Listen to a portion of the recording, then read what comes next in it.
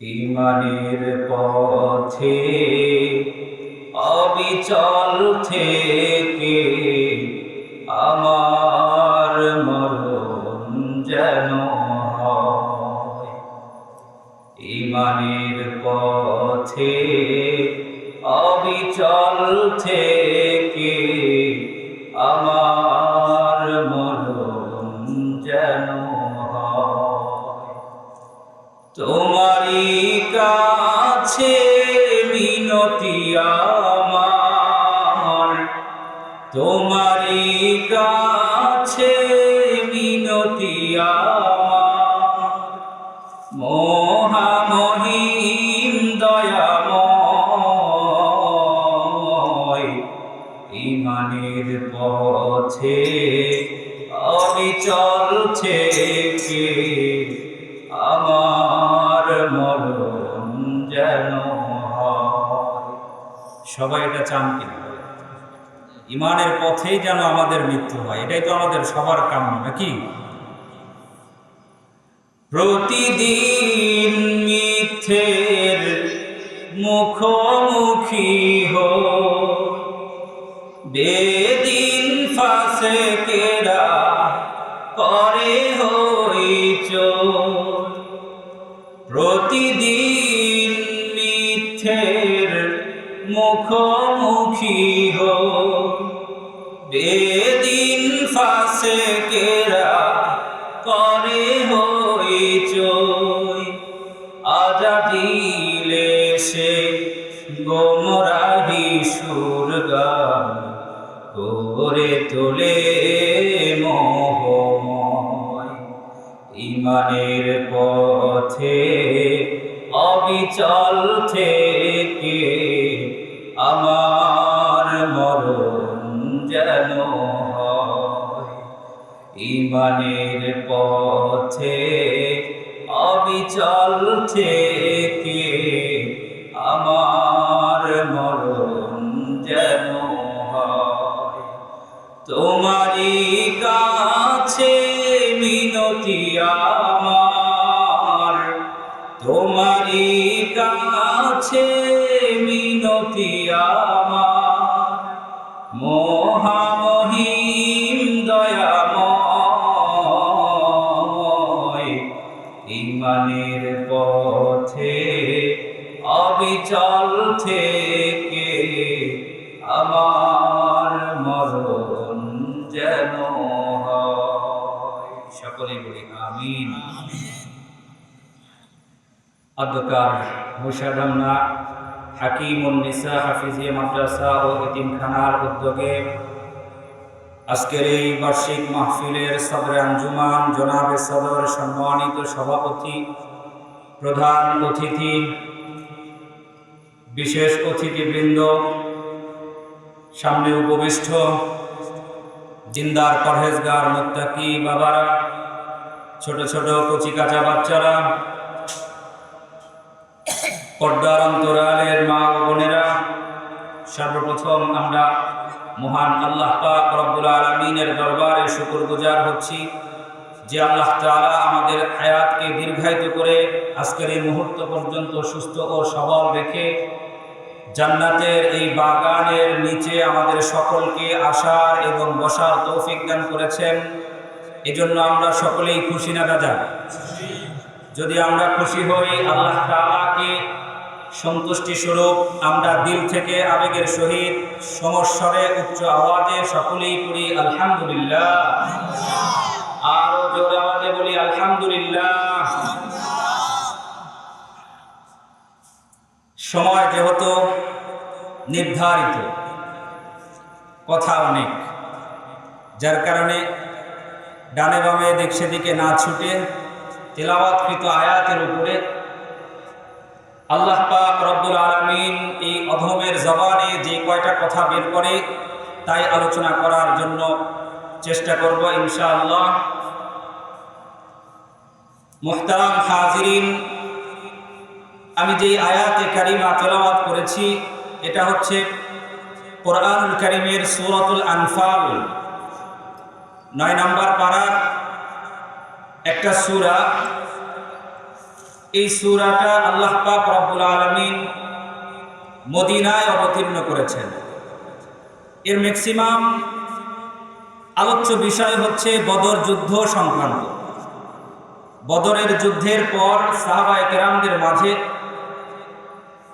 গনিমতের মাল বন্টন নিয়ে একটু মতানৈক্য তৈরি হয়েছিল, যার পরিপ্রেক্ষিতে আল্লাহ পাক রব্বুল আলামিন এই সূরা নাজিল করেন এবং এই সূরার নামকরণ করা হয় আনফাল, গনিমত। এই সূরার দ্বিতীয়, তৃতীয় এবং চতুর্থ নাম্বার আয়াতে কারিমা আপনাদের সামনে তেলাওয়াত করেছি। এই তিনটা আয়াতের মধ্য থেকে যে জিনিসগুলো আল্লাহ তাআলা আমাদের জন্য বর্ণনা করেছেন সেই জিনিসগুলো আপনাদের সামনে উপস্থাপন করব ইনশাআল্লাহ। ধৈর্য সহকারে শুনবেন তো ইনশাআল্লাহ সবাই। আমি শুরুতেই যেই খুতবার পরে যেই দোয়ামূলক একটা প্রার্থনামূলক একটা সঙ্গীত পরিবেশন করেছি, এই সঙ্গীতটাও আলোচ্য আয়াতের সাথে সম্পৃক্ত বিধায় আমি আপনাদের সামনে পরিবেশন করেছি। আমি সঙ্গীত পরিবেশন করেছি ঈমানের পথে যেন আল্লাহ আমাদেরকে অবিচল রাখেন, এই অবস্থায় যেন আমাদের মৃত্যু দেন। এটা আমাদের সবার কাম্য, তাই না? যে আয়াতে কারিমা তেলাওয়াত করেছি, এই আয়াতে কারিমার মধ্যে আল্লাহ তাআলা ঈমানদারের কিছু গুণ বর্ণনা করছে, প্রকৃত ঈমানদারের গুণ। যেই গুণগুলো আল্লাহ তাআলা বর্ণনা করার পর তিনি নিজে সাক্ষ্য দিতেছেন, উলাইকা হুমুল মুমিনুনা হাক্কান। আল্লাহ তাআলা বলেন এই গুণ যাদের মধ্যে আছে ওই মানুষগুলো হচ্ছে প্রকৃত মুমিন। উলাইকা হুমুল মুমিনুনা হাক্কান। আল্লাহ তাআলা কি বলতেছেন? এরাই হচ্ছে প্রকৃত মুমিন। এই প্রকৃত মুমিনের সাক্ষ্য দিয়ে আল্লাহ তাবারক ওয়া তাআলা এই মুমিনদেরকে তিনটা পুরস্কারের ঘোষণা দিতেছেন। সুবহানাল্লাহ বলেন। আল্লাহ তাআলা কি করলেন? প্রথমে তাদের ঈমানের সাক্ষ্য দিলেন, তারপরেই বলতেছেন কি, যারা প্রকৃত মুমিন তাদের জন্য তাদের মালিকের নিকট রয়েছে লাহুম দারাজাতুন ইনদা রাব্বিহিম ওয়া মাগফিরাতুন ওয়া রিজকুন কারীম। তাদের জন্য তাদের পরওয়ারদিগারের নিকট রয়েছে মর্যাদা, ক্ষমা এবং সম্মানজনক রিজিক। সুবহানাল্লাহ বলেন। আল্লাহ তাআলা গুণ বর্ণনা করলেন মুমিনের পাঁচটা গুণ বর্ণনা করে আল্লাহ তাআলা সাক্ষ্য দিলেন যে এই পাঁচটা গুণ যে মানুষের ভিতরে আছে, যেই ঈমানদারের ভিতরে পাওয়া যাবে, এই ঈমানদার হচ্ছে প্রকৃত ঈমানদার। বুঝতে পারছেন? আর যে প্রকৃত ঈমানদার হবে তার জন্য আল্লাহ তাআলা তিনটা পুরস্কারের ব্যবস্থা করছেন। কয়টা পুরস্কার বলেন? তাহলে আলোচ্য আয়াতের বিষয়বস্তু থাকলো কয়টা? তিনটা। প্রথম অধ্যায়ে আল্লাহ তাআলা প্রকৃত মুমিনের কিছু গুণাবলী বর্ণনা করলেন। সেই গুণাবলীর নাম্বার কয়টা? পাঁচটা। এরপরে আল্লাহ তাআলা একটা সাক্ষ্য দিলেন যে এই গুণ যাদের মধ্যে আছে তারা হচ্ছে প্রকৃত মুমিন। তৃতীয় নাম্বার শিক্ষণীয় বিষয় হচ্ছে আল্লাহ তাআলা প্রকৃত মুমিনদের জন্য তিনটা পুরস্কার রাখছেন। এই তিনটা পুরস্কার আবার ওই পাঁচটা কাজের সাথে সম্পৃক্ত। বুঝতে পারছেন? প্রথমে হচ্ছে কি, তাদের জন্য রয়েছে মর্যাদা, ক্ষমা এবং উত্তম রিজিক। ওয়ারিজকুন কারীম, সম্মানজনক রিজিক রয়েছে তাদের জন্য। এই যে তিনটা পুরস্কার আল্লাহ তাআলা দিলেন, কয়টা কাজের বিনিময়ে বলেন? কথা বলেন সবাই। পাঁচটা কাজের বিনিময়ে। বারবার করে আপনাদের মশা কামড়ার মানুষদেরকে আমার আগে সোজা করে নিতে হয়। আপনারা নিজের থেকে সোজা হন না। আমি তো আপনাদের পুরান মুখ, তাই না? আজকে এই বছর দিয়ে আমি 3 বছর যাবত আপনাদের এখানে আলোচনা করতেছি। হ্যাঁ,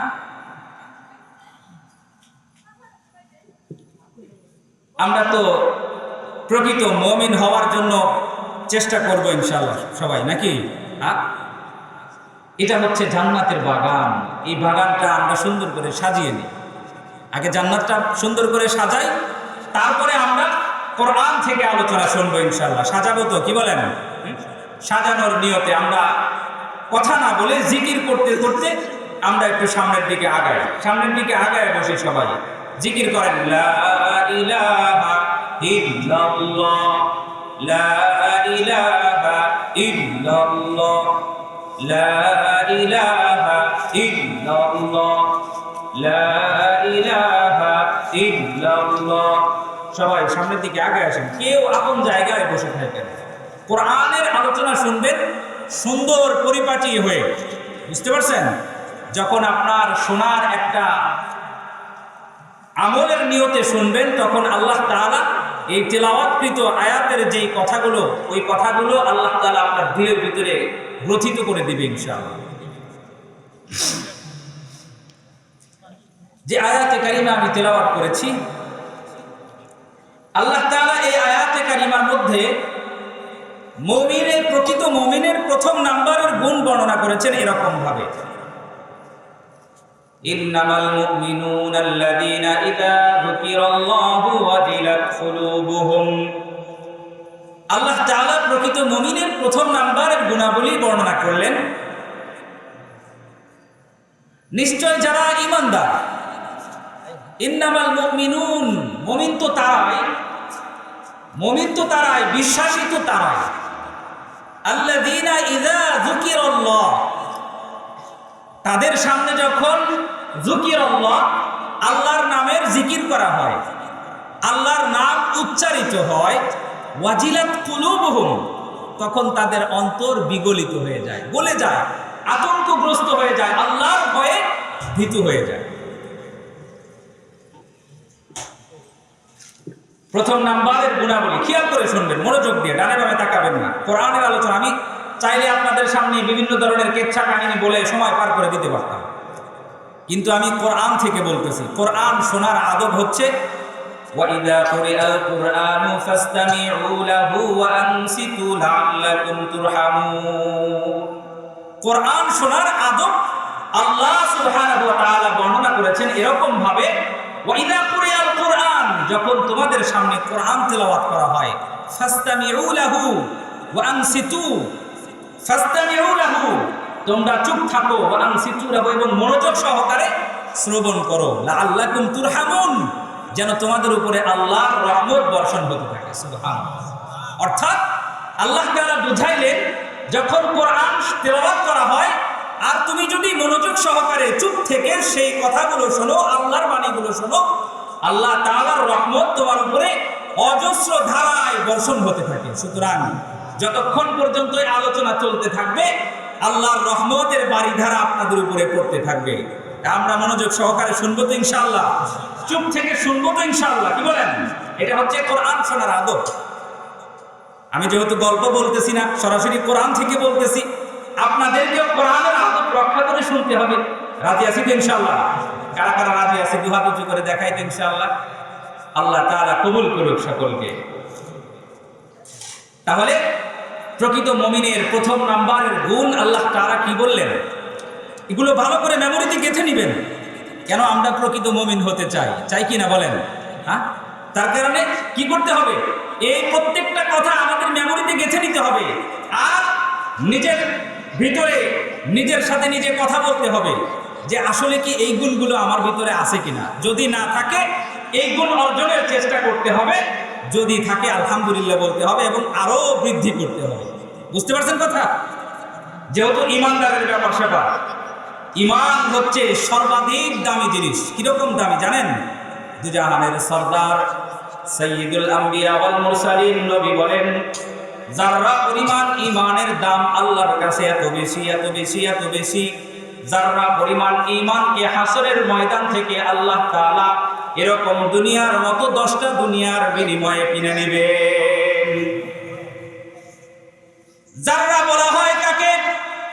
মুফাসসিরিনে কেরামগণ বলেন, একটা সরিষার দানাকে 70 টুকরো করলে যেই ভাগ হয়, একটা ভাগের নাম হচ্ছে যাররা।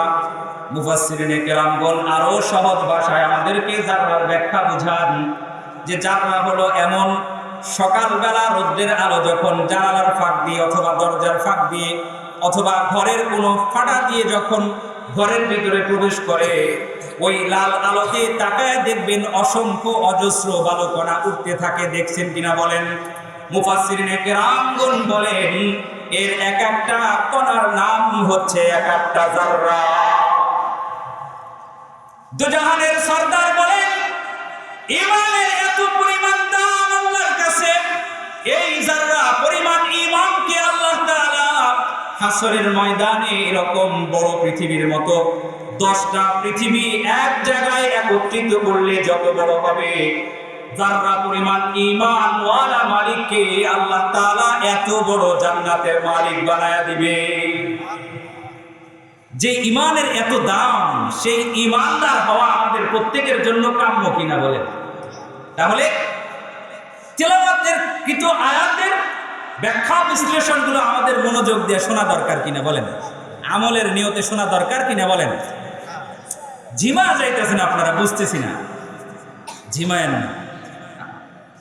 ঝিমানো ইমানদারের বৈশিষ্ট্য না, আসতেছে দ্বিতীয় নাম্বার আয়াতের মধ্যেই এটা আসতেছে। হ্যাঁ, দ্বিতীয় নাম্বার বৈশিষ্ট্যের ভিতরে এটা আসতেছে। ঝিমানো মুমিনের বৈশিষ্ট্য নয়, প্রকৃত মুমিনের। যে ঝিমায় গেছে বুঝতে হবে তার ঈমানও নিভে গেছে, তার ঈমানও ঝিমাইতেছে। মুসলমান বন্ধুরা আমার, আল্লাহ পাক রব্বুল আলামিন প্রকৃত ঈমানদারের গুণগুলো বর্ণনা করতেছেন। প্রথম নাম্বারের গুণ আল্লাহ তাআলা এমন ভাবে বর্ণনা করলেন, আল্লাযীনা ইযা যুকিরাল্লাহু ওয়াজিলাত কুলুবুহুম, যখন ঈমানদারদের সামনে আল্লাহর নাম উচ্চারণ হয়, ঈমানদার তখন আল্লাহর ভয়ে ভীত হয়ে যায়। মুহতারাম হাজিরিন, ভয় বোঝানোর জন্য কোরআন কারীমে একটা শব্দ আল্লাহ ব্যবহার করেছেন, সেই শব্দের নাম হচ্ছে খাউফুন। আল্লাহ তাআলা এখানে ওয়াজলুন ব্যবহার করলেন, খাউফুন ব্যবহার করেন নাই। খাউফ এবং ওয়াজলুন এর মাঝে পার্থক্য হলো, খাউফ হচ্ছে এমন এক ভয় যা সাধারণ ভয়। এখানে বসে রয়েছেন, হঠাৎ করে একটা সাপ যখন এখান দিয়ে ঢুকবে সবাই ভয় ভীত হয়ে দৌড় দিবে, এটা হচ্ছে খাউফুনের অর্থ। খাউফ দ্বারা এমন ভয়কে বোঝায় যেই ভয়টা উপস্থিত হলে তাকে দেখে ভয় করা হয়। ওয়াজলুন শব্দ হচ্ছে এমন এক ভয়কে আল্লাহ বুঝাইছেন যে তার উপস্থিত থাকার দরকার নাই, শুধু তার নামটা শুনলেই সবাই ভয়ে ভীত হয়ে যায়।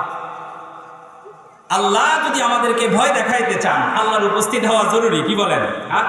ঈমানদার তো সে, যখন তার সামনে আল্লাহর নাম উচ্চারিত হবে সঙ্গে সঙ্গে সে নত হয়ে যাবে, সঙ্গে সঙ্গে সে নত হয়ে যাবে। এটা হচ্ছে ঈমানের প্রথম নাম্বারের বৈশিষ্ট্য। কোন ঈমানদারের বলেন? প্রকৃত ঈমানদারের।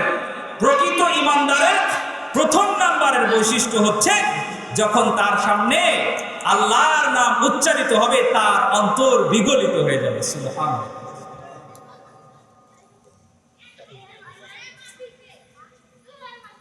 ঈমানদারের দিলের ভিতরে সবচাইতে ভালোবাসা বেশি থাকবে কার? আল্লাহ। সবচেয়ে বেশি ভালোবাসা থাকবে আল্লাহর জন্য।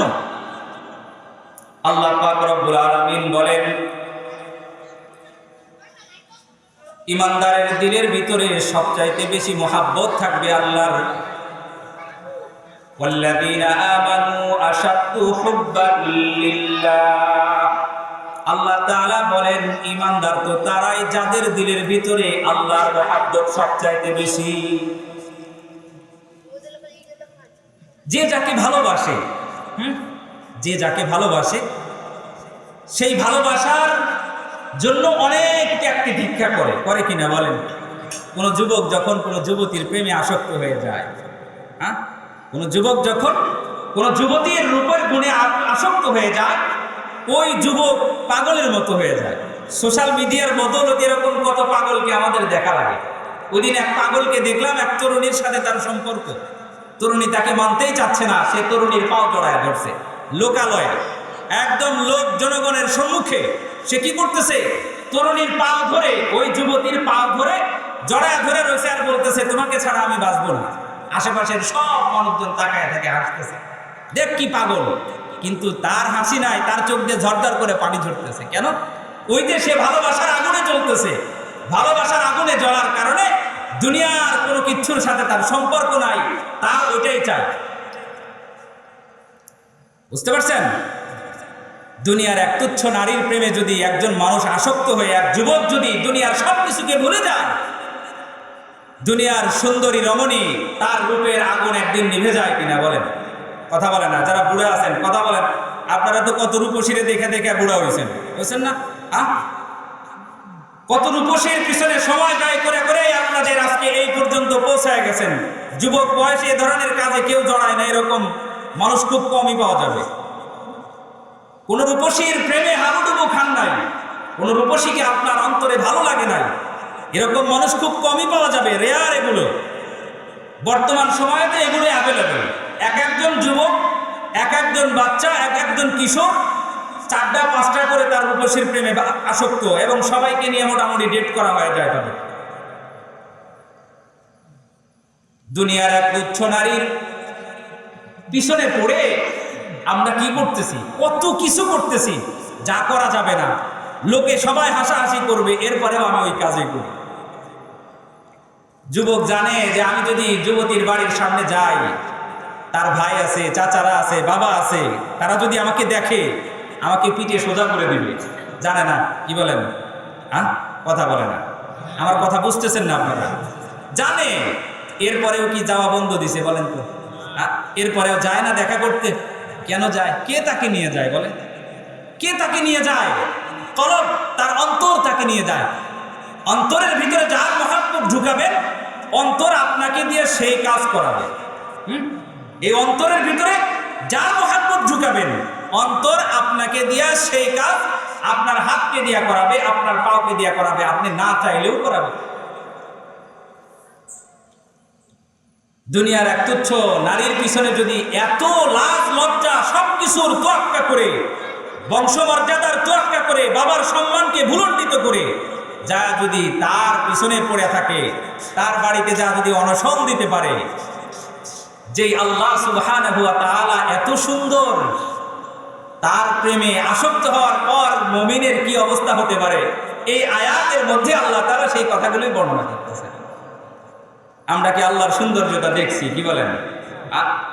মুসা আলাইহিস সালাম এবং তার কওমের লোকেরা দাবি করছিল, মুসা আলাইহিস সালাম 40 জন প্রতিনিধিকে নিয়ে যখন গেছে তুর পর্বতে, যাওয়ার পরে কিতাব আনার জন্য, তাওরাত আনার জন্য গেছে। উনি একা গেলে, কওমের লোকেরা ছিল সবচাইতে তেরা জাতি। বনী ইসরাইল ছিল সবচাইতে তেরা জাতি। তারা কি করবে? মুসা আলাইহিস সালামের কথা মানবে না। তাই আল্লাহর কাছে আবদার করছে যে আল্লাহ, আমি যদি যাই তাওরাত নিয়ে আসি, আমার কথা তারা বিশ্বাস করবে না। তারা বলবে যে তুমি বানায় নিয়ে আসো। এক কাজ করি, আমি কিছু প্রতিনিধি আমার বংশের মানুষদের ভিতরে থেকে নেই, তাদের সামনে তুমি আমাকে কিতাবটা দিও, তাহলে তারা সাক্ষ্য দিবে। তাহলে তারা সাক্ষ্য দিবে যে এটা আল্লাহর পক্ষ থেকে আসছে। এই নিয়তে 40 জন মানুষকে সঙ্গে নিয়ে যখন তুর পর্বতে গেছে, যাওয়ার পরে লোকদের অবস্থা পরিবর্তন হয়ে গেছে। তারা বলতেছে যে আমরা আল্লাহকে দেখতে চাই, না দেখে আমরা এটা বিশ্বাস করব না। আল্লাহর কাছে আবদার করলেন মুসা আলাইহিস সালাম যে আল্লাহ, তারা এই কথা বলতেছে। আল্লাহ বলতেছে যে মুসা, বরদাস্ত করতে পারবে না। মুসা, বরদাস্ত করার ক্ষমতা নাই তোমাদের। মুসা আলাইহিস সালাম বলতেছে যে আল্লাহ, আমার কওমের অবস্থা তো আপনি জানেন, যদি না দেখান তাহলে তারা বিশ্বাস করবে না। আল্লাহ তাআলা বললেন তখন, শোনো, তুমি যে পর্বতে দাঁড়ায় আছো তার পাশের পাহাড়ের দিকে তাকাও, ওই পাহাড় যদি বরদাস্ত করতে পারে তাহলে তুমি দেখো। আল্লাহ তাআলা তখন তার নূরের পর্দা থেকে, 70,000 নূরের পর্দা থেকে একটা মাত্র পর্দা সরায়া তুর পর্বতের পাশের পর্বতের দিকে আল্লাহ তাআলা নূরের তাজাল্লি ফেললেন। সঙ্গে সঙ্গে সেই পাহাড় পুড়িয়ে ছাই হয়ে গেল। সুবহানাল্লাহ। কত পর্দা সরাইছে বলেন? একটার পাওয়ারে পর্বত পুড়ে ছাই হয়ে গেছে। যেটা আমরা সুরমা হিসাবে চোখে ব্যবহার করি, যেই সুরমা ব্যবহার করলে প্রত্যেক রাত্রে যদি কোনো ব্যক্তি ঘুমানোর পূর্বে চোখে সুরমা ব্যবহার করে ঘুমায়, আল্লাহ তাআলা যাবতীয় চোখের রোগ থেকে তাকে হেফাজত করবে। সুবহানাল্লাহ বলেন। আমরা তো এগুলো ভুলেই গেছি, এগুলো সুন্নাহ আমল, এগুলো আমরা ভুলে গেছি। সুন্নাহগুলো আমাদের ঘর থেকে বের হয়ে গেছে। মুসা আলাইহিস সালাম এবং তার সাথী সঙ্গী সহ সবগুলা অজ্ঞান হয়ে পড়ে গেল। 40 দিন পর্যন্ত তারা এরকম অবস্থায় ছিল। আল্লাহ তাআলা তাদেরকে আবার জীবিত করলেন আর বললেন যে মূসা, আমি বলছিলাম না তোমরা বরদাস্ত করতে পারবা না, তাহলে আল্লাহকে কি এই চোখে দেখা যাবে? সম্ভব? কি বলেন? কিন্তু একটা সময় আমরা দেখব, সেটা হচ্ছে কোথায়? জান্নাতে। একটা সময় আমরা আমাদের রবকে দেখতে পাবো, সেটা কোথায় বলেন? জান্নাতের ভিতরে দেখতে পাবো। তখন আমরা বুঝবো যে আমার আল্লাহ কি পরিমাণ সুন্দর। যখন ওই সৌন্দর্যতা দেখবেন আর বলবেন, তখন বলবেন যে হায় আফসোস, এ আমার যদি লক্ষ কোটি প্রাণ হতো, আমি আমার আল্লাহর জন্য উৎসর্গ করে দিয়ে আসতে পারতাম, কতই না আমার মর্যাদা বেড়ে যেত আজকে। তখন আফসোস হবে আল্লাহর সৌন্দর্যতা দেখে। আজকে তো আমরা আল্লাহর সৌন্দর্যতা সম্পর্কে জানি না, যার কারণে আল্লাহর প্রেমেও আমরা ওই পরিমাণ আসক্ত হতে পারি না। কিন্তু আল্লাহর যে সমস্ত বান্দারা আল্লাহকে মহাব্বত করে, তারা না দেখেই আল্লাহকে এই পরিমাণ ভালোবাসে। তাদের ভিতরে একজন হযরত ইব্রাহিম আলাইহিস সালাম, যাকে আল্লাহ তাআলা খলিলুল্লাহ উপাধি দিয়েছিলেন। কি দিয়েছিলেন বলেন? খলিলুল্লাহ। খলিল হচ্ছে, খলিল শব্দের অর্থ বন্ধু। খলিল শব্দের অর্থ কি বলেন? বন্ধু। আর আল্লাহ শব্দের অর্থ তো আল্লাহ আমরা সবাই জানি, তাই না? খলিলুল্লাহ মানে কি? আল্লাহর বন্ধু। আল্লাহ নিজে যাকে খলিলুল্লাহ উপাধি দেন, এই উপাধি দেওয়ার পর জিবরাইল আমিনের কাছে একটু খটকা লাগছে। আল্লাহ, তুমি একজনকে বন্ধু বানায় দিলা। আমনি আমি বন্ধু বানাই নাই, তুমি যাও পরীক্ষা করে আসো। তুমি যাও, আমার বন্ধু যাকে আমি বন্ধু উপাধি দিছি তাকে পরীক্ষা করে আসো, দেখো সে আমার বন্ধু কিনা। বন্ধু বন্ধুর জন্য সবকিছু করে, করে কিনা বলেন? বন্ধু বন্ধুর জন্য সবকিছু করে।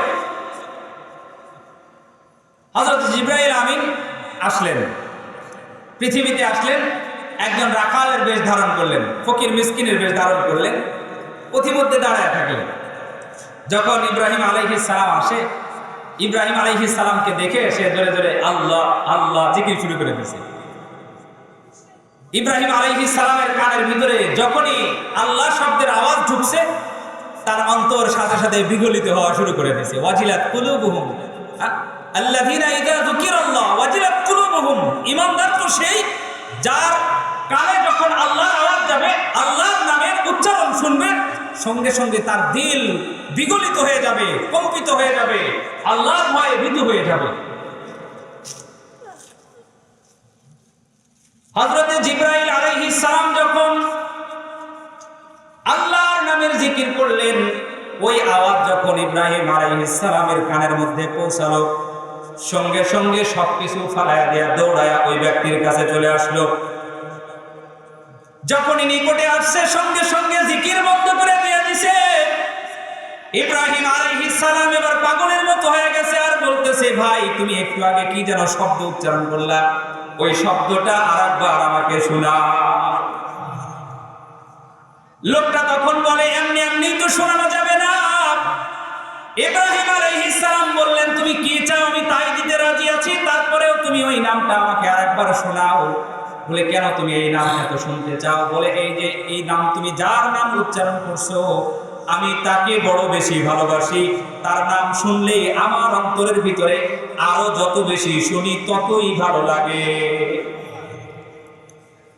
হযরত ইব্রাহিম আলাইহিস সালাম যখন এই কথা বললেন, জিবরাইল আমিন তখন পরীক্ষা করতে চাইলেন যে দেখি আমি কতটুকু মহব্বত করে, তার জন্য কত স্যাক্রিফাইস করতে পারে, কতটুকু ত্যাগ তিতিক্ষা করতে পারে। ইব্রাহিম আলাইহিস সালামকে তখন জিবরাইল আলাইহিস সালাম বলেন, এই নাম তো এমনি এমনি উচ্চারণ করা যাবে না, এই নাম উচ্চারণ করার বিনিময়ে পারিশ্রমিক দিতে হবে। ইব্রাহিম আলাইহিস সালাম তখন বললেন, তুমি কি পারিশ্রমিক চাও আমার কাছে বলো, আমি প্রত্যেকটা পারিশ্রমিক দিতে রাজি আছি। তখন তিনি বললেন, তোমার যত ছাগল পাল আছে সবকিছু আমাকে দিয়ে দাও, ছাগলের পাল যত আছে সবকিছু আমাকে দিয়ে দাও, বিনিময়ে আমি তোমাকে একবার শুনে দেব সেই নাম। ইব্রাহিম আলাইহিস সালাম তখন বলে, ওই এই কথা, যাও আমি তোমাকে দিয়ে দিলাম, এরপরেও তুমি আমাকে শোনাও। সুবহানাল্লাহ বলেন না?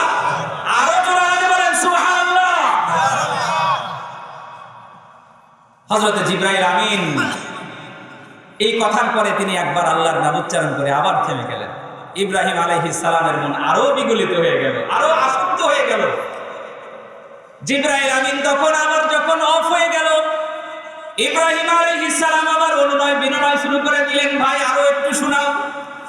কি শুনাইলে আমার তো মন ভরতেছে না, আরো বেশি শোনাও। তখন তিনি বললেন, আরো শোনাইলে আরো পারিশ্রমিক দিতে হবে। কি পারিশ্রমিক চাও? বলে, তোমার যত ঘোড়া উট আছে এগুলোও দিয়ে দিতে হবে। ইব্রাহিম আলাইহিস সালাম সঙ্গে সঙ্গে আর দেরি করলেন না, তিনি তার জবানে বললেন, যাও তোমাকে আমি তাও দিয়ে দিলাম, তারপরেও তুমি শোনাও। এরপরে আরো একবার শোনানোর পরে অফ হয়ে গেছে, আর শোনায় না। ইব্রাহিম আলাইহিস সালাম যেন পাগলের মতো হয়ে গেছে আল্লাহর নাম শোনার পরে। তিনি বারবার করে অনুনয় বিনয় করতেছেন আর বলতেছেন, আল্লাহর বান্দা, কি মোহাব্বতের নাম তুমি শুনাইলা, অল্প একটু শোনাও, আবার চুপ হয়ে যাও, আমার দিল তো আর মানে না। হযরত ইব্রাহিম আলাইহিস সালামের চোখ দিয়ে দরদর দরদর করে পানি ঝরে, আর আল্লাহর বান্দাকে বারবার অনুনয় বিনয় করে। এবার যখন জিবরাইল আমিন মনে মনে চিন্তা করতেছে, এবার তার কাছ থেকে আমি তার জীবনটাই চাই নেব, আমার আল্লাহ জিবরাইলকে ডাক দিয়ে বলে, আরো ধমক দেয় আর বলে, ও জিবরাইল, এই জিনিস তুমি আমার বন্ধুর কাছ থেকে চাইও না, তুমি যদি চাও সঙ্গে সঙ্গে এটাও বের করে দিতে রাজি হবে। যদি তুমি তার জীবন চাও, আমার নামের বিনিময়ে সে তার নিজের জীবন দিয়ে দিতে প্রস্তুত হয়ে যাবে। আমার খলিলকে আমি চিনি, তুমি তো তাকে চেনো নাই, যে ছোট্ট বয়সে আগুনের ভিতরে ঝাঁপ দিছে বিনা দ্বিধায়। জিবরাইল, মিকাইল, ইসরাফিল, ইসরাইল, চার ফেরেশতা আসছে আর বলতেছে যে, আল্লাহর নবী আমাদের কাছে সাহায্য চান, আমি অমুক ফেরেশতা, আমি অমুক ফেরেশতা, এক ডানা দিয়ে পানি দিব, পুরো আগুন নিভে যাবে। তিনি কি বলছেন? আমাকে যে আগুনে নিক্ষেপ করছে, আমি ওই আল্লাহকে বিশ্বাস করি পূর্ণভাবে, তিনি কখনোই আমাকে পুড়তে দিবেন না। যখন চার ফেরেশতা হতাশ হয়ে গেছে, আল্লাহ পাক রব্বুল আলামিন তখন আগুনকে নির্দেশ করেছেন, আমার ইব্রাহিমের জন্য শীতল হয়ে যাও, আরামদায়ক হয়ে যাও। করেছে কিনা বলেন? তিনি তো ওই ব্যক্তি 80 বছর বয়সের পরে যা সন্তান পাইছে, এই সন্তান জন্মের সাথে সাথেই আল্লাহ হুকুম করছে যে এই সন্তানকে নিয়ে নির্জন মরুভূমিতে রেখে আসুন। তিনি রেখে আসেন নাই। তিনি তো ওই ব্যক্তি যিনি আল্লাহর মহব্বতে নির্জন জায়গায় সন্তানদেরকে রাইখা চলে আসতেছে বিবির দিকে, সন্তানের দিকে একবারের জন্য তাকান নাই। পিছনে থেকে হযরতে হাজরা আলাইহিস সালাম বলতেছে, যেন স্বামী গো, এই নির্জন জায়গায় আমার এই দুধের বাচ্চাকে রাইখা আপনি কোথায় যাইতেছেন? তিনি কিচ্ছু বলেন না, কিচ্ছু বলেন নাই। পিছনে থেকে বিবি ডাক দিয়ে বলতেছে, এটা কি আমার আল্লাহর হুকুম? বলে, শুধু মাথা নাড়াইছে। হ্যাঁ, এটা আল্লাহর হুকুম। মুখেও বলে নাই, মাথা নাড়াইছে। ইব্রাহিম আলাইহিস সালাম এই মাথা নাড়ানোর পরে হাজরা আলাইহিস সালাম কত বড় ঈমানওয়ালা, তিনি বলেন, যদি এটা আমার আল্লাহর পক্ষ থেকে হয়ে থাকে, আমি ওই আল্লাহর উপরে ঈমান আনি নাই যে আল্লাহ এই নির্জন মরুভূমিতে আমাকে রিজিক দিতে না পারে। ওই আল্লাহর উপরে আমি ঈমান আনি নাই, আমি ওই আল্লাহর উপরেই ঈমান আনছি যে আল্লাহ আমাকে নির্জন মরুভূমিতেও রিজিকের ব্যবস্থা করে দিতে পারে। আমি ওই আল্লাহকে বিশ্বাস করি। এই ছোট্ট সন্তান এবং তার প্রিয়তমা স্ত্রীকে রাইখা তিনি চলে গেলেন, একবারের জন্যও পিছনে তাকায় নাই। তিনি তো ওই আসে, তিনি তো ওই খলিলুল্লাহ, ওই আল্লাহর বন্ধু। এই সন্তান যখন একটু হাঁটা চলাফেরা শিখছে, কথা বলা শিখছে, আব্বা ডাক দেওয়া শিখছে, আল্লাহ বললেন, তুমি তোমার প্রিয় জিনিসকে কোরবানি করো। তিনি তো ওই বান্দা, তিনি তো ওই খলিল। কি করলেন? নির্দ্বিধায় তিনি তার সেই ছোট্ট সন্তানের গলায় ছুরি লাগায় দিলেন। সুবহানাল্লাহ বলেন। কিরকম খলিল ছিলেন তিনি? এটা হচ্ছে ইমানদারের গুণ, প্রকৃত মুমিনের গুণ হওয়া উচিত এটা। আল্লাযীনা ইযা যুকিরাল্লাহু ওয়াজিলাত কুলুবুহুম, যখন তাদের সামনে তাদের আল্লাহর নাম উচ্চারণ হবে, তখন তারা তাদের দিলকে বিগলিত করে দিবে, তাদের অন্তর আল্লাহর ভয়ভীত হয়ে যাবে, আল্লাহর আযাবের ভয়ভীত হয়ে যাবে। মুফাসসিরিনে কেরামগণ বলেন, আল্লাহর ভয়ভীত হওয়া হচ্ছে এমন কোন গুনাহের কাজ করতেছে, হঠাৎ করে কেউ স্মরণ করায় দিল, তুমি যে গুনাহের কাজ করতেছো আল্লাহ কিন্তু দেখতেছে। এই কথা শোনার সঙ্গে সঙ্গেই ওই লোকটা তখন গুনাহ থেকে ফিরে আসলো। জমির আল কাটতেছে, এমন মুহূর্তে অন্তরের ভিতরে জাগলো, আহারে আমি তো জমির আল কাটতেছি, দুনিয়ার কেউ না দেখলেও আমার আল্লাহ কিন্তু আমাকে দেখতেছে। দেখতেছে কিনা বলেন? এই কথা যখন অন্তরের ভিতরে স্মরণ হবে, সঙ্গে সঙ্গে যদি তার ঈমানটাকে সেই কাজ থেকে ফিরিয়ে রাখে, তাহলে তার বুঝতে হবে যে আমার দিলের ভিতরে ঈমানওয়ালার প্রকৃত ঈমানদারের 1 নম্বরের গুণ হাসিল হয়ে গেছে। দুধের ভিতরে পানি দিতেছে, এমন মুহূর্তে আপনার দিল যদি নাড়া দেয়, হায় রে দুনিয়ার কেউ দেখতেছে না কিন্তু আমার আল্লাহ তো দেখতেছে, এই কথা স্মরণ হওয়া মাত্রই যখন সে ওই গুনাহ থেকে, দুধের ভিতরে পানি দেওয়া থেকে ফিরে আসবে, তখন কি হবে? প্রকৃত মুমিনের একটা গুণ তার ভিতরে পাওয়া যাবে। সুবহানাল্লাহ বলেন। ওমর ফারুক রাদিয়াল্লাহু তাআলা আনহুর জামানায় তার অভ্যাস ছিল রাত্রির বেলা তিনি সফর করতেন, ঘুরে ঘুরে তার প্রজাদের অবস্থা জানতেন, কে কোন দুঃখে আছে, কে কোন হালতে আছে, এটা জানার চেষ্টা করতেন। কোথাও কোনো ষড়যন্ত্র হচ্ছে কিনা ইসলামের বিরুদ্ধে, কেউ কোনো গুনাহে লিপ্ত আছে কিনা, এগুলো তিনি তালাশ করে দেখতেন। কোনো মুসাফির, কোনো ফকির, কোনো অভাবী এরকম আছে কিনা তিনি দেখতেন। রাত্রের বেলা বেরোইছে, দেখতেছে একটা ঘরের ভিতর থেকে ফিস ফিস শব্দের আওয়াজ আসে। কান লাগাইলেন, হয়তো রাষ্ট্রবিরোধী কোনো ষড়যন্ত্র ঘরের ভিতরে করতেছে। তিনি কান লাগায় শুনলেন, মা তার মেয়েকে বলতেছে যে মা, দুধটা তো দহন করা হয়েছে, এক কাজ করো, দুধের ভিতরে কিছু পানি দিয়ে দাও। সন্তান কন্যা মাকে বলতেছে যে মা, তুমি এটা কি বলো, তুমি কি জানো না যে এটা ওমরের শাসনামল চলতেছে? ওমরের শাসনামল চলতেছে, যদি এটা ধরা খায় তাহলে অবস্থাটা কি হবে তোমার ধারণা আছে? কোন ওমর? আসাদ্দুহুম ফি আমরিল্লাহি ওমর, দুজাহানের সরদার বলেছেন ইসলামী আইনের ব্যাপারে সবচাইতে কঠোর হচ্ছে আমার ওমর। তিনি এমন এক কঠোর ব্যক্তি। ইহুদি এবং মুসলমানের মাঝে একটা ঝামেলা হয়েছে, দুইজন মিলা ইহুদি প্রস্তাব করছে, যেহেতু মদিনার সবচাইতে ইনসাফকারী ব্যক্তি হচ্ছে মুহাম্মদুর রাসূলুল্লাহ, চলো তার দরবারে যাই, তিনি যেটা ফয়সালা করবেন আমি মানতে রাজি আছি। মুসলমান তো মহা খুশি, মুসলমান তো মহা খুশি, আমি তো মুসলমান, আল্লাহ রসুল তো রায় দিলে আমার পক্ষেই দিবে, নাকি বলেন? আমরা বিচারে গেলে এরকম করি না? হ্যাঁ, মেম্বার তো আমার চাচাতো ভাই, যাই কিছুই হোক, যত অন্যায় হোক, রায় আমার দিকেই আসবে, নাকি? ঘটনা ঘটেও এরকম, ঘটনা ঘটেও এরকম। মুসলমান তো মহা খুশি যে ইহুদি যেহেতু বলছে যে আল্লাহ রসুলের কাছে চলো, রসুল তো আমার দলের লোক, আমাকে অবশ্যই বাঁচাবে। আসেন এরকম দলের লোক যত বড় অপরাধই করুক না কেন, দলের হেড কমান্ড পর্যন্ত এই অপরাধ ঢাকা পড়ে যায়, চোখে পড়ে না। কেন? সে আমার দলের লোক। ছিনতাই করলেও সে আমার দলের লোক। জেলে ভরছে কেন, কে জেলে ভরছে এটার আগে ধর। হত্যার সাথে জড়িত থাকলেও হত্যা তার মুখ্য বিষয় নয়, আমার দলের লোক, তাকে আগে বাঁচাইতে হবে। করে কিনা এরকম বলেন? মুসলমান তো মহা খুশি, আল্লাহ রসুল অবশ্যই আমার পক্ষেই রায় দিবে। আল্লাহ রসুল যখন উভয় পক্ষের কথা শুনলেন, তিনি ইহুদির পক্ষে রায় দিলেন, মুসলমানের দোষ বললেন। মুসলমান এটা ছিল অন্তরে নেফাক দিয়ে ভরা, মুনাফিক ছিল ভিতরে ভিতরে, বাহিরে মুসলমান ছিল। তিনি বললেন আমি এই বিচার মানি না। নাউজুবিল্লাহ বলবেন না? বিচার করছে কে? মুহাম্মদুর রাসূলুল্লাহ, যাকে আল্লাহ তাআলা শরীয়তের মানদণ্ড বানাইছেন, শরীয়ত প্রণিধায়ক বানাইছেন। মুহাম্মদুর রাসূলুল্লাহ যেটা বলবেন সেটাই শরীয়ত। আল্লাহ তাআলা এই হুকুম দিয়েছেন, আল্লাহ তাআলা এই ক্ষমতা মুহাম্মদুর রাসূলুল্লাহকে দিয়েছেন, তিনি যেটা বলবেন সেটাই শরীয়ত। আল্লাহ নিজের শরীয়ত নির্ধারক, পরবর্তী শরীয়ত নির্ধারক হচ্ছে মুহাম্মদুর রাসূলুল্লাহ। তিনি ফয়সালা দিলেন, আর তার কাছে এটা মনপুত হলো না। তিনি গেলেন হযরতে আবু বকর সিদ্দিকের কাছে। হযরতে আবু বকর সিদ্দিক হচ্ছেন এই উম্মতের সবচাইতে রহম দিলওয়ালা মানুষ, সবচাইতে নরম মানুষ। তিনি যখন শুনলেন আমার পূর্বে মুহাম্মদুর রাসূলুল্লাহ সাল্লাল্লাহু আলাইহি ওয়াসাল্লাম এই বিচারের ফয়সালা করে দিয়েছে, তিনি বললেন আমি মাপ চাই, এই ব্যাপারে আমাকে কোনো কিছু জিজ্ঞাসা করুন, আমি এই ব্যাপারে কিচ্ছু বলতে পারবো না। চলে গেলেন হযরতে ওমর রাদিয়াল্লাহু তাআলার কাছে। তিনি তখন ঘর থেকে বের হয়, দরজায় পড়ছে, পাওয়ার পরে বলতেছে যে আমাদের একটা বিচার ছিল ওমর। কি বিচার? বলে এই অবস্থা, আমার পূর্বে কারো কাছে গেছিলাম, বলে আবু বকরের কাছে। কার পূর্বে? মুহাম্মদুর রাসূলুল্লাহ সাল্লাল্লাহু আলাইহি ওয়াসাল্লামের কাছে। তিনি কি বলছেন? বলে তিনি ইহুদির পক্ষে রায় দিয়েছে।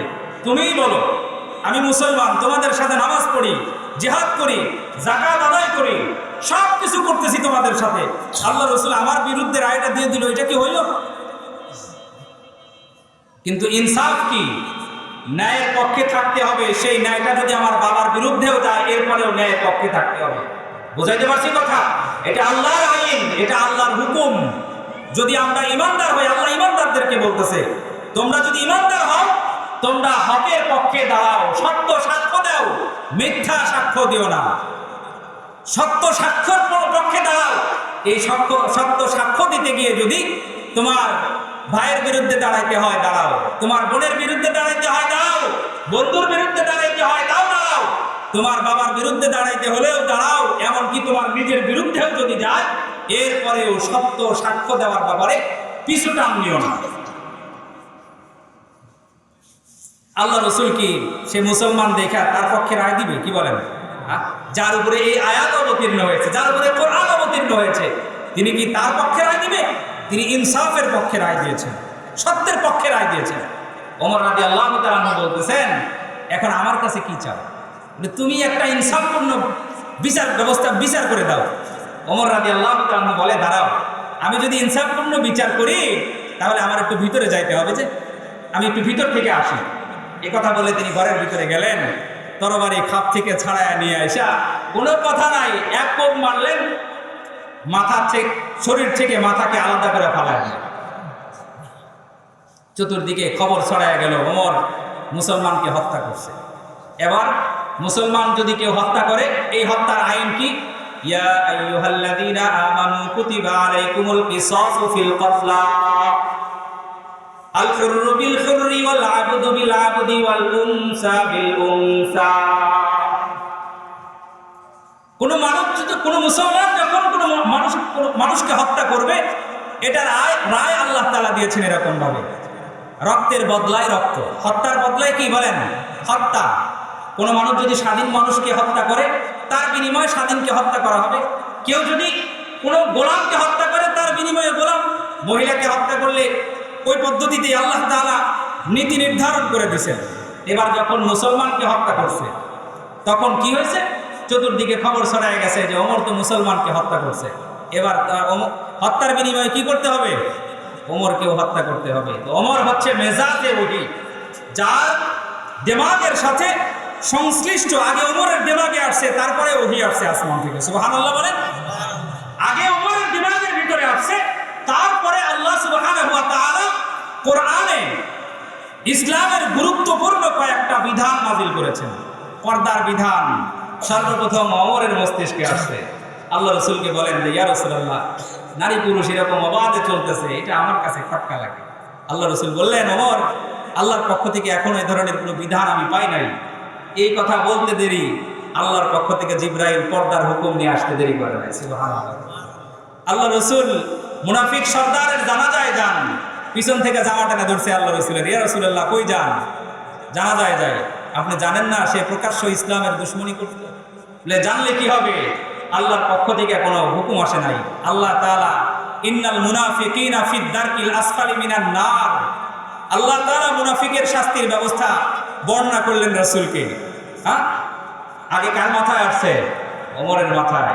তারপরে আল্লাহ রাসূল জানাজায়ও গেছে, জানাজায় গিয়া ইমামতিও করছে, নিজের জুব্বা দিছে, তাকে কাফনের কাপড় হিসাবে নিজের জুব্বা দিছে, কবরের ভিতরে নামছে, মুখের থেকে লালা বের করে তার মুখে ভরায়া দিছে। এই দৃশ্য দেখে 100 মুনাফিক জায়গায় খাড়া ঈমানের কালিমা গ্রহণ করে নিয়েছে।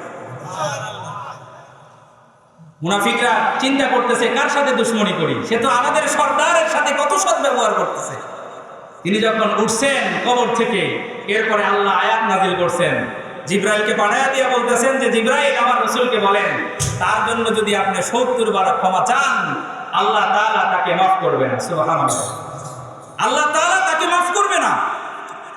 আল্লাহ রাসূল তখন আফসোস করে বলছিলেন, হায় আফসোস, আল্লাহ যদি আমাকে এই কথা না বলে আমাকে যদি এটা বলতো তার জন্য আপনি 70 বার যদি ক্ষমা প্রার্থনা করেন আমি তাকে মাফ করে দেব, আমি তার জন্য 70 বার ক্ষমা চাইতাম।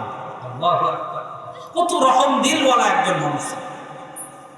ওমর রাদিয়াল্লাহু তাআলা যখন হত্যা করছে চতুর্দিকে খবর ছড়ায় গেছে। বিরক্ত লাগতেছে আপনাদের? আমি বেশি সময় আর বিরক্ত করব না, সময় আমার শেষের দিকে আসতেছে। ওমর রাদিয়াল্লাহু তাআলা যখন হত্যা করছে চতুর্দিকে খবর ছড়ায় গেছে। তো এবার তাকে কেসাসের মাধ্যমে হত্যা করতে হবে। তখনও আল্লাহ তাআলা এই আয়াতে কারিমা নাযিল করেন নাই। তখন আল্লাহ পাক রব্বুল আলামিন কোন মানব যখন রাসূলের বিচারকে অবজ্ঞা করবে, রাসূলের কোন আদেশকে অবজ্ঞা করবে, আল্লাহ তাআলা তার ব্যাপারে ফয়সালা জানাইলেন। সে তখন মুরতাদ হয়ে যায়। আল্লাহ এবং আল্লাহ রাসূলের কোনো বিধান যদি কারো ভালো না লাগে, সে তখন কি হয়ে যায়? ইসলাম থেকে বের হয়ে যায়। আর যে ইসলাম থেকে বের হয় তার একমাত্র শাস্তি হচ্ছে তাকে হত্যা করা। এবার বলেন ওমর রাদিয়াল্লাহু তাআলা আনহু এবার কি ঠিক কাজ করছে কিনা? হ্যাঁ, তো আল্লাহ তাআলা আগে ওমরের মস্তিষ্কে আসছে, তারপরে আয়াত নাযিল করছেন। সেই ওমর কান পাতা শোনে, মেয়েকে মা বলতেছে যে মা দুধের ভিতরে পানি দাও। হযরত ওমর রাদিয়াল্লাহু তাআলা আনহু তখন কান লাগিয়ে শুনলেন। মেয়ে উত্তর করতেছে, আম্মা জান আপনি কি জানেন না এখন বর্তমান ওমরের শাসনামল চলতেছে, আর আইনের ব্যাপারে কঠোরতম অবস্থানে আছে হযরত ওমর। তিনি যদি জানতে পারেন অবস্থা একদম বেগতিক হয়ে যাবে, কঠিন শাস্তির সম্মুখীন হবে। মা তখন মেয়েকে বলে যে আমার বোকা মেয়ে রে, বুঝে না এখন কি তোমার ওমর দেখতেছে? এখন কি তোমার ওমর তোমাদেরকে দেখতেছে নাকি?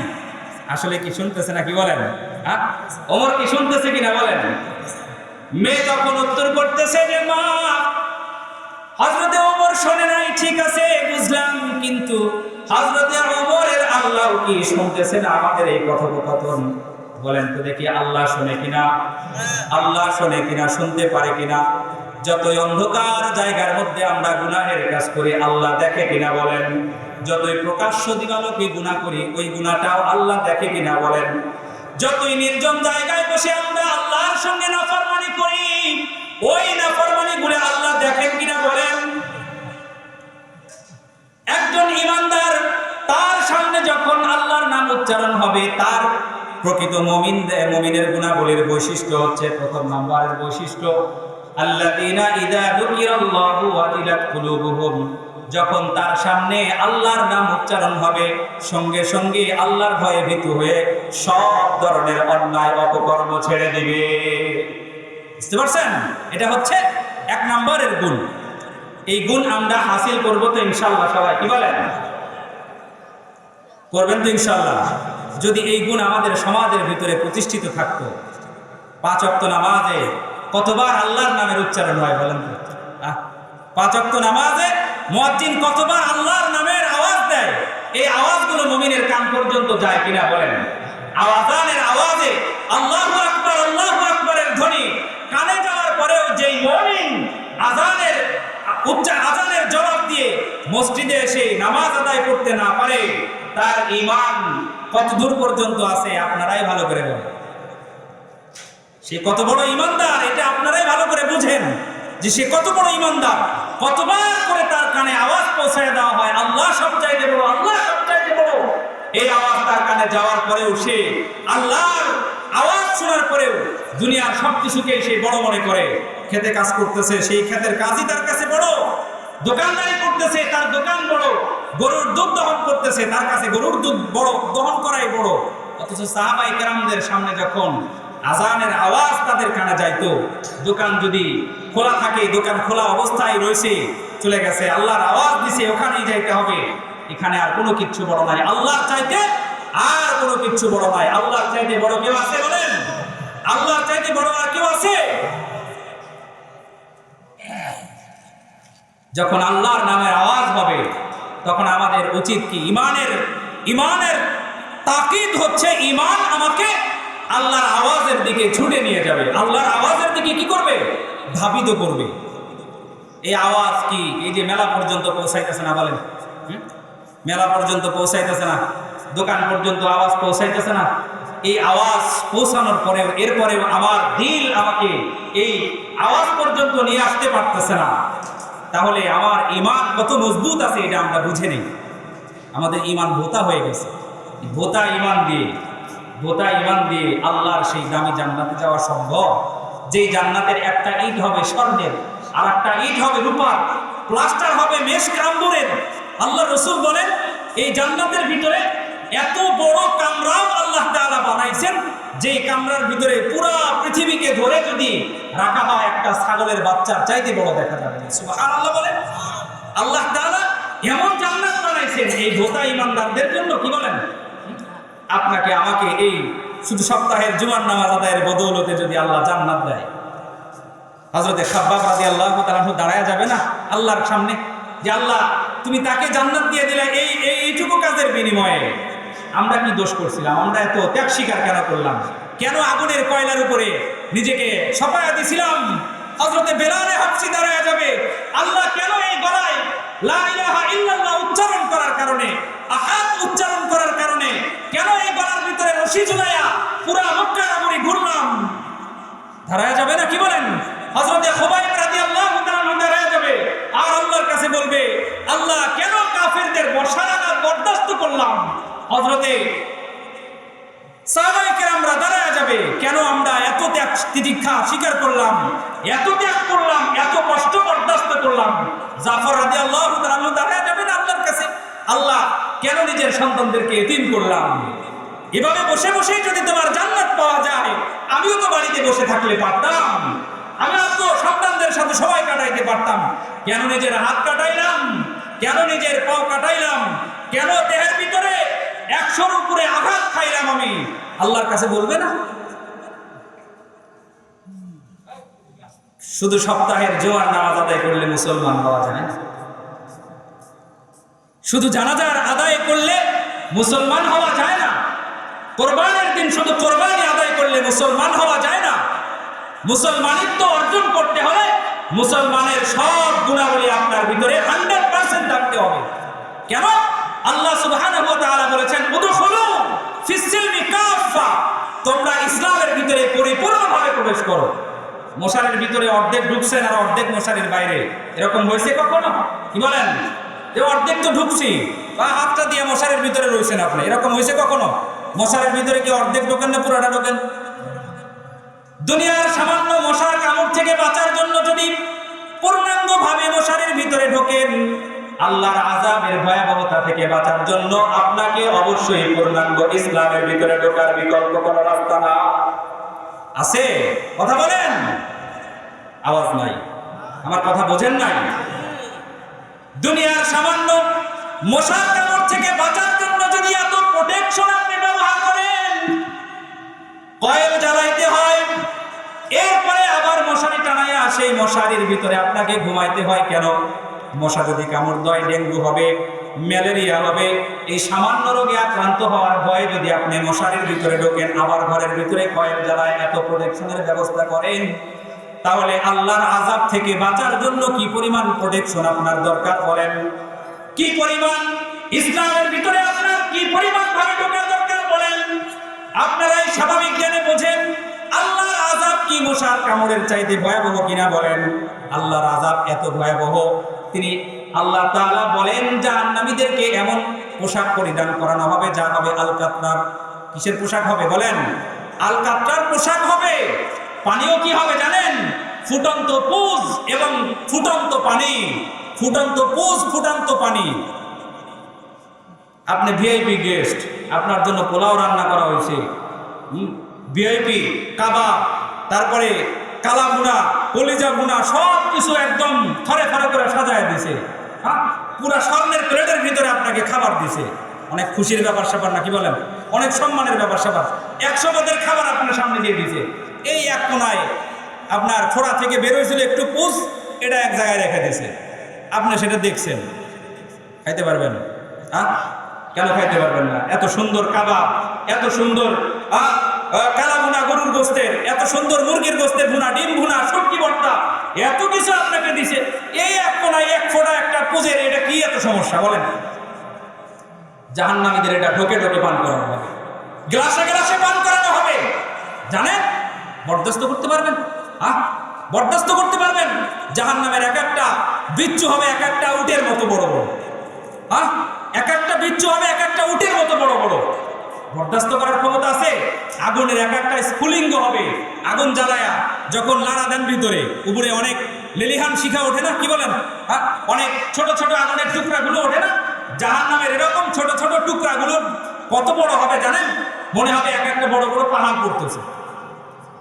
বরদাস্ত করতে পারবেন?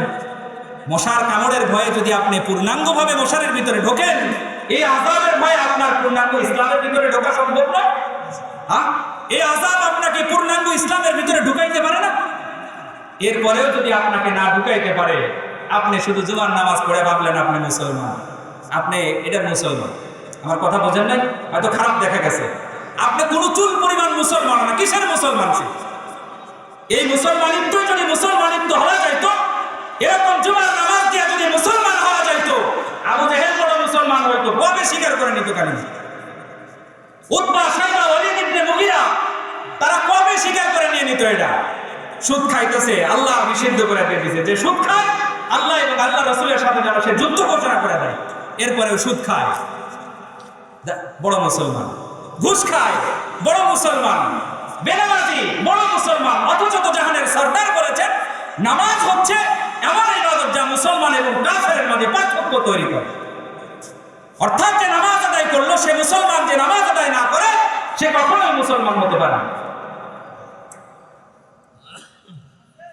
দুজাহানের সরদার সাইয়্যিদুল আম্বিয়া ওয়াল মুরসালিন এত বড় রহম দিলওয়ালা নবী ছিলেন, যিনি উম্মতের জন্য সবচাইতে বড় দরদি ছিলেন। জিনাকারী মহিলা জিনা করে নিজের ভুল বুঝতে পেরে দুজাহানের সরদারের কাছে এসেছেন আর বলতেছেন, ওগো রাসূল, আমি জিনা করেছি, আমার উপরে শাস্তি প্রয়োগ করেন। আল্লাহর রাসূল মুখ ঘুরে অন্যদিকে নিলেন আর বললেন, যাও যাও, তুমি কিচ্ছু করো নাই। আবার মহিলার সামনে গেলেন, ওগো রাসূল, আমি জিনা করেছি, আমার উপরে আপনি শাস্তি প্রয়োগ করেন। আল্লাহর রাসূল আবার অন্যদিকে মুখ ঘুরায় নিলেন আর বললেন, যাও যাও, তুমি কিচ্ছু করো নাই। মহিলা আবার আল্লাহ রাসূলের সামনে চলে গেলেন আর বললেন, ওগো রাসূল, সত্যি সত্যি আমি জিনা করেছি, আমাকে শাস্তি দেন। আল্লাহর রাসূল তখন বললেন, কে আসো এখানে? এই মহিলা কি কোনো পাগল নাকি? এক সাহাবী তখন উত্তর করে, ওগো রাসূল, এই পাগল নয়, সুস্থ মস্তিষ্কের মানুষ। আল্লাহ রাসূল তখন ওই সাহাবীকে ভৎসনা করে বলে, হায় আফসোস, তুমি যদি বলতা যে মহিলা পাগল, তাহলে আমি তার উপরে আল্লাহর আইনকে প্রয়োগ করা থেকে বিরত থাকতাম। চারবারের স্বীকারোক্তির পর আল্লাহ রাসূল নম্র সুরে বললেন, যাও, তার উপরে ইসলামের আইন বাস্তবায়ন করো। এত রহম দিলওয়ালা মানুষ, এত রহম দিলওয়ালা নবী 3 দিন নামাজ পড়েছেন তারাবি রমজান মাসে। চতুর্থ দিন মসজিদে নববী ফুল বাইরে দিয়া, সাহাবায়ে কেরাম ভরপুর। আল্লাহর রাসূল ঘর থেকে বের হলেন না। তিনি ফজরের আযানের পর ঘর থেকে বের হয়ে সাহাবায়ে কেরামদেরকে উদ্দেশ্য করে বললেন, শোনো, তোমরা এখানে সবাই উপস্থিত হয়েছো, আমি কিন্তু তোমাদের ব্যাপারে বেখবর না, আমি জানি, কিন্তু আমার ভয় হয়।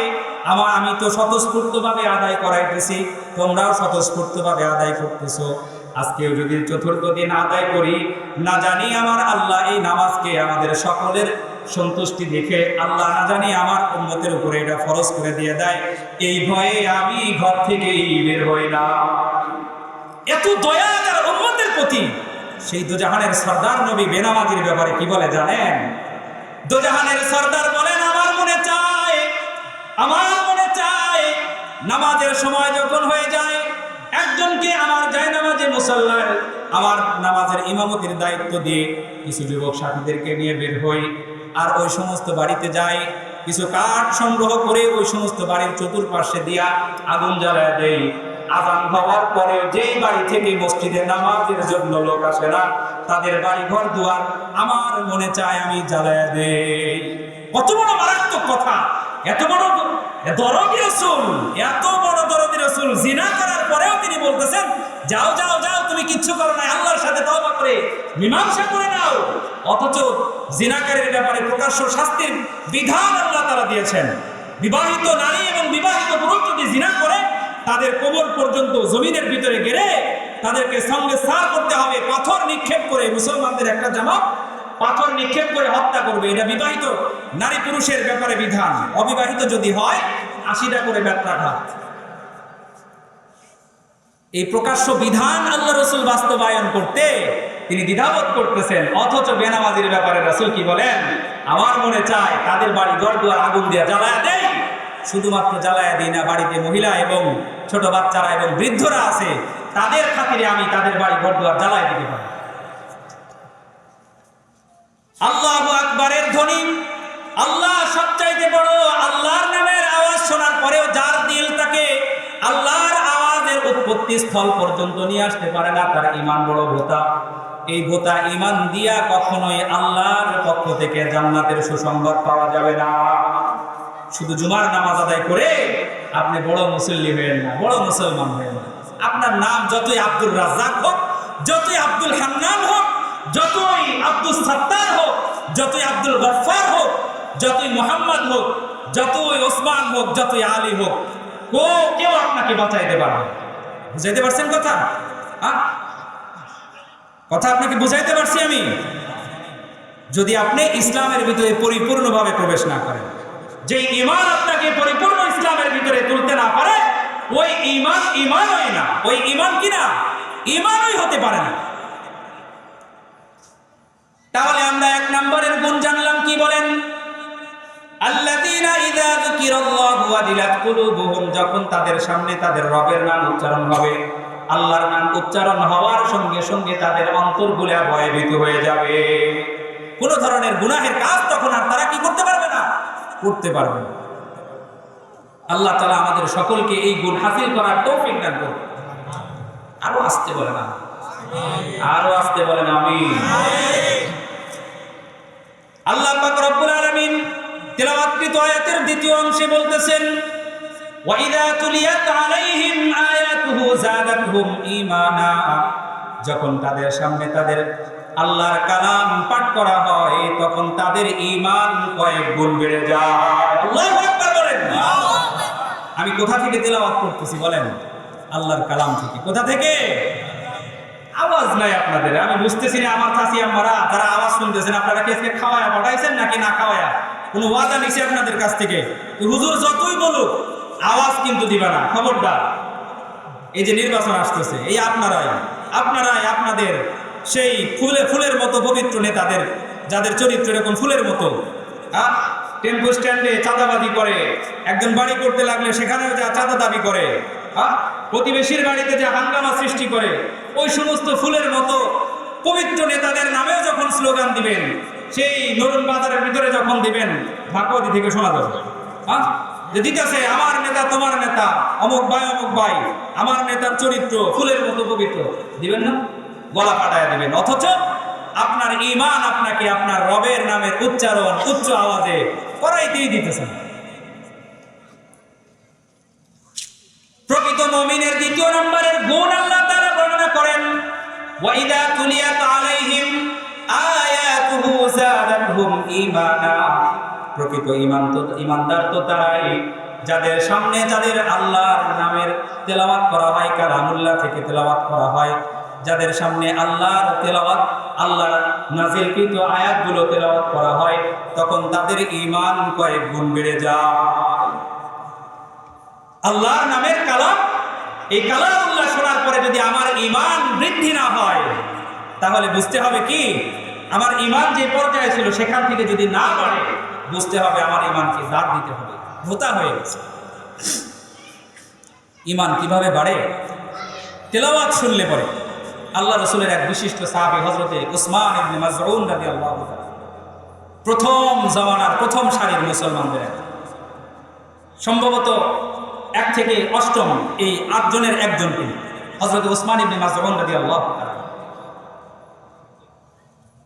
তিনি বলেন, প্রথম আমি ঝোঁকের বসে ইসলাম গ্রহণ করছি, বন্ধু বান্ধবের পাল্লায় পড়ে ইসলাম গ্রহণ করছি, কিন্তু ইসলামের প্রতি মহাব্বত ওই পরিমাণ আমার দিলের ভিতরে আসে না। তারা যেটা করে ওটা আমি করি, গোপনে গোপনে করি, কিন্তু ইসলামের প্রতি যে একটা ভালোবাসা, আন্তরিকতা, যেরকমটা আবু বকরের, যেরকমটা বেলালের, ওরকমটা আমি ফিল করি নাই। তো তিনি বলতেছেন, আমার দিলের ভিতরে ওরকম ভাবে ইমানের স্বাদ আমি পাইতেছি না। করি সবকিছু, যে আমরা নামাজ পড়ি কিন্তু নামাজের স্বাদ পাই না, আছে না? নামাজে দাঁড়ায় তার দোকানের হিসাব করে ফেলায় দেয়। আসলে এরকম ঘটনা আপনারা শুনছেন না? নামাজে দাঁড়াইয়া জমি জমার হিসাব শেষ, আমাদের কার থেকে কয় বিঘা, নামাজে দাঁড়াইয়া আজকে অমুক জমির আলটা কাটা লাগবো, কতটুকু কাটবো, এটা নামাজের ভিতরে ম্যাপে একদম নিয়ে আসি সবকিছু।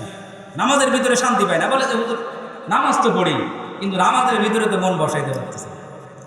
হযরত ওসমান ইবনে মাযউন রাদিয়াল্লাহু তাআলা বলেন, শুরুতে আমি ঝোঁকের বশে ইসলাম গ্রহণ করেছি, কিন্তু ইসলামের প্রতি ওই পরিমাণ মোহাব্বত আমার দিলের ভিতরে জন্মায়নি।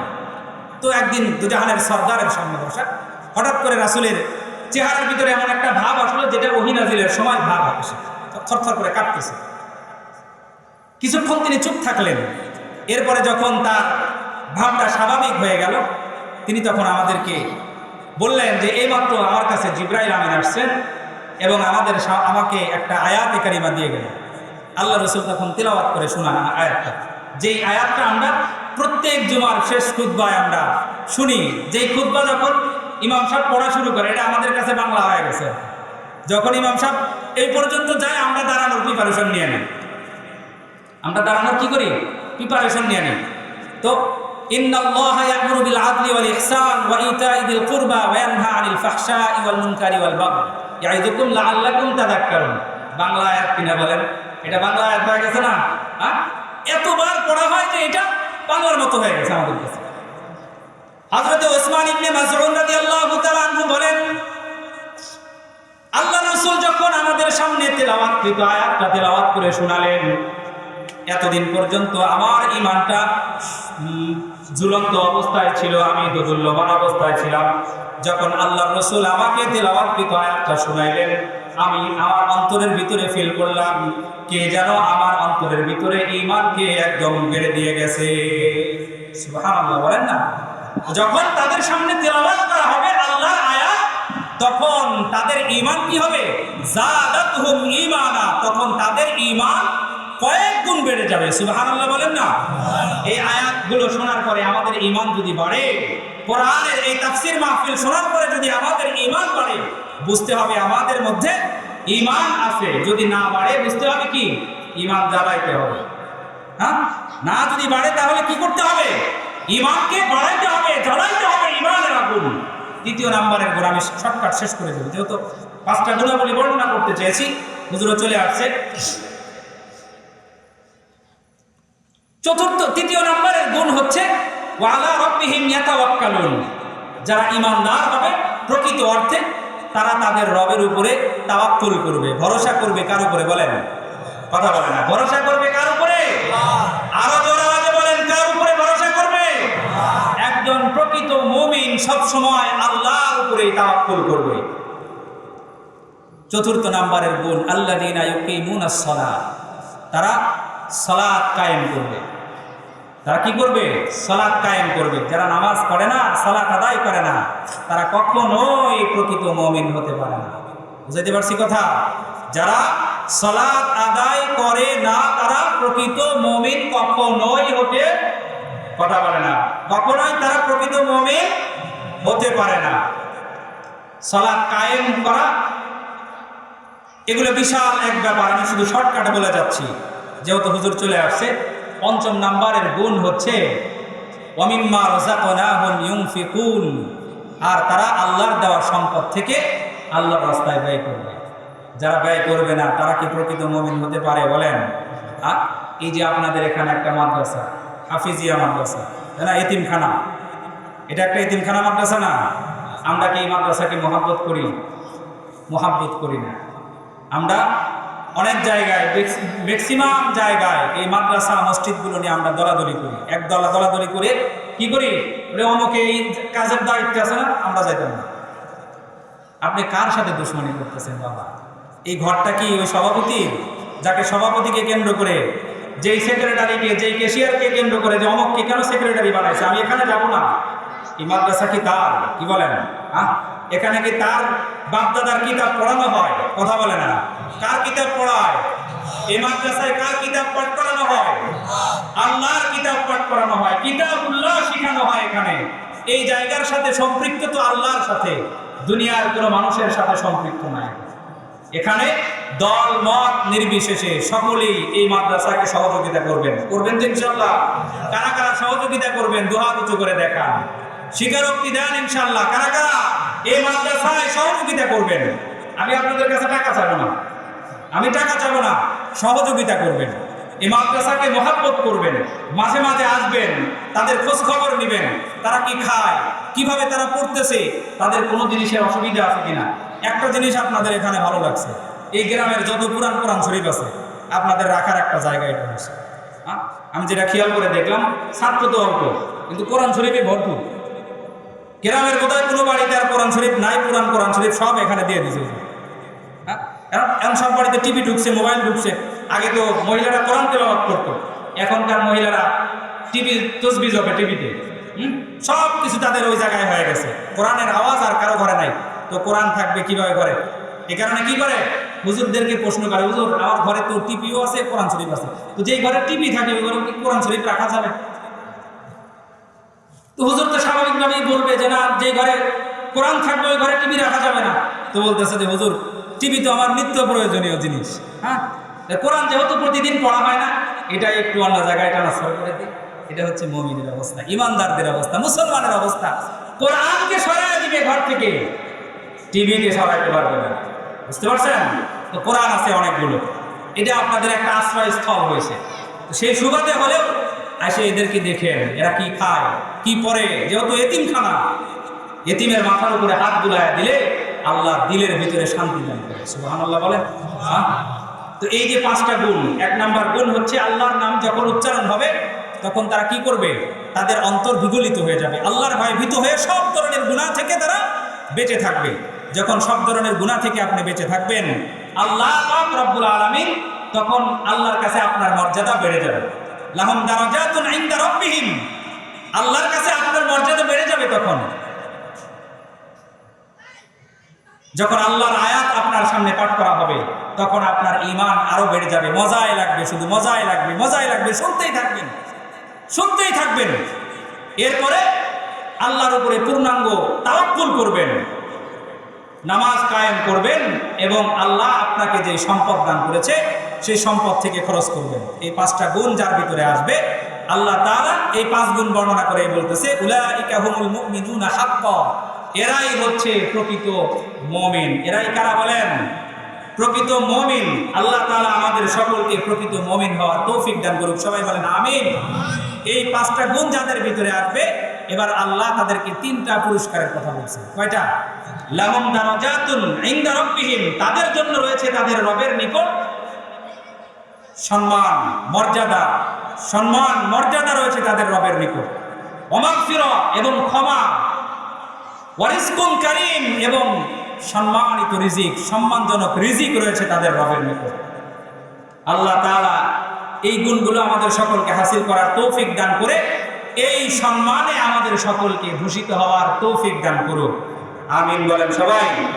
ওয়া আখির দাওয়ানা আলহামদুলিল্লাহি রাব্বিল আলামিন। আসসালামু আলাইকুম ওয়া রাহমাতুল্লাহি ওয়া বারাকাতুহু।